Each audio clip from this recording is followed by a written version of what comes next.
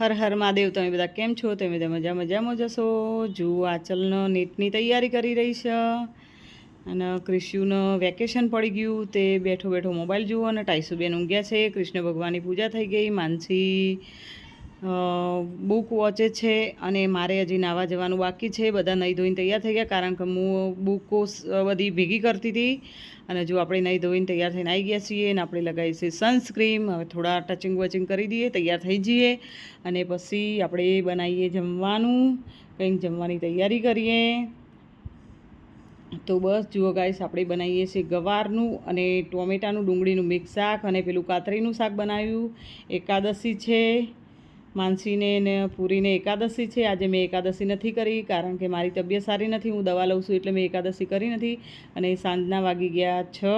તો જુઓ આપણે લીંબુ જોયું, આપણે બહાર થોડું સારા વાતાવરણમાં બેઠા છીએ, હેંચકામાં, તો